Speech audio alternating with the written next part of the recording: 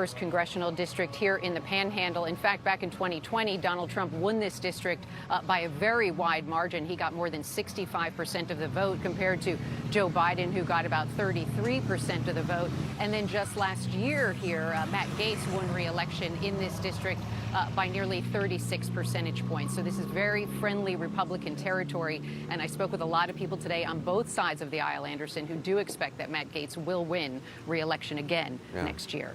Randy Kay, thanks very much. Perspective now from CNN political commentator Alyssa Farr-Griffin, who once worked for Congressman Jordan when he was chaired the House Freedom Caucus. So Jordan is trying to lock down support of moderates. The former president says, put me in, coach. What do you make of this situation? So listen, both Steve Scalise and Jim Jordan, the two declared and likely candidates, kind of take votes from each other. So Steve Scalise has the moderates in his corner.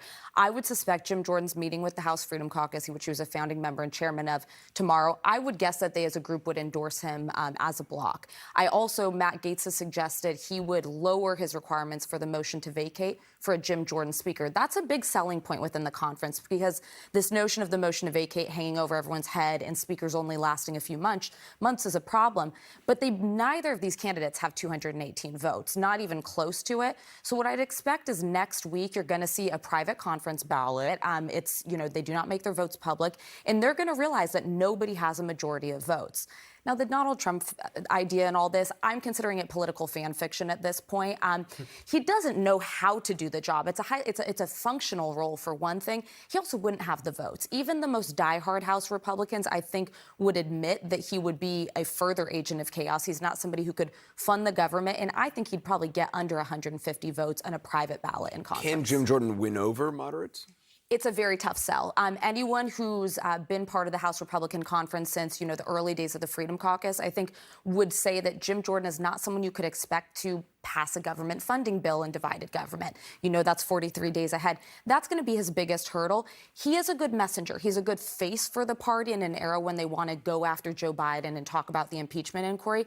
A scenario that I could see happening, though I've not heard many rumblings of this, is ultimately a deal being cut between Scalise and Jim Jordan. One is speaker, one is leader, where they kind of burden share and trying to bring everyone into the fold. Because right now, the votes do not exist for any one individual. I mean, if there is a battle going on for the soul of the Republican Party, I'm not sure if it is going on or if it's already been won by the Trump wing, what would a Jim Jordan speakership say about the future of the Republican Party? I mean, that would be the logical almost conclusion of the Trump era, would be somebody who was instrumental in, going after John Boehner, him leading, somebody who started the Freedom Caucus, who became the biggest defender of Trump. He received a Presidential Medal of Freedom from Donald Trump for his efforts and things related to Crossfire Hurricane and investigating Hillary Clinton.